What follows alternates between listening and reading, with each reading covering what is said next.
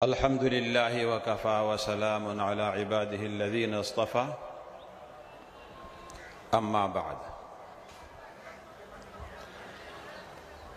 محترم علماء کرام اور دور دراز سے آئے ہوئے مہمانان گرامی،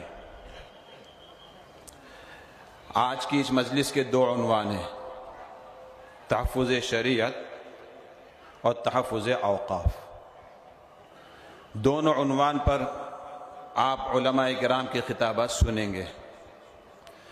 چونکہ اس وقت مجھے 5 منٹ میں اپنی بات مکمل کرنا ہے، اس لیے صرف تحفظ اوقاف کے عنوان پر بات کر کے میں اپنی بات ختم کروں گا۔ اوقاف کا جو قانون حکومت نے بنایا، بل بنایا اور اس کو پارلیمنٹ کے اندر پیش کیا، یہ صرف مسلمانوں کو متاثر کرنے والا نہیں بلکہ ہندوستان کے ہر ایک کو متاثر کرنے والا ہے۔ اس بات کو سمجھنے کے لیے اس سے پہلے جو قانون بنے ان کی روشنی میں سمجھنا ہوگا۔ سی اے اے اور این آر سی کے موقع پر اسی طریقے پر اسی جگہ پر ہم نے احتجاج کیا تھا، کثیر تعداد کے اندر میدان بھر کے اور آس پاس روڈوں پر بھی عام لوگ سن رہے تھے، اور یہاں اسٹیج پر بڑی تعداد میں مسلمان کے علاوہ دوسرے مذہب کے لوگ بھی موجود تھے۔ انہوں نے بھی اس بل کی مخالفت کی تھی، سی اے اور این آر سی۔ حالانکہ اس میں صرف مسلمانوں کا استثناء کیا گیا تھا اور یہ کہا گیا تھا اگر کاغذات درست نہیں ہیں تو مسلمان کو شہریت نہیں ملے گی، باقی سب کو ملے گی۔ جب سب کو ملے گی تو دوسرے احتجاج کے اندر کیوں شامل ہوئے؟ اور یہ کہا جا رہا تھا کہ یہ ملک کی سالمیت کے لیے اور ملک کی حفاظت کے لیے قانون ہے، تو دیگر مذاہب اس احتجاج کے اندر کیوں شریک ہوئے؟ اس کی وجہ یہ تھی کہ وہ ملک کے مفاد میں نہیں تھا، اس لیے دیگر مذاہب بھی اس کے اندر شامل ہوئے۔ کیا نقصانات تھے؟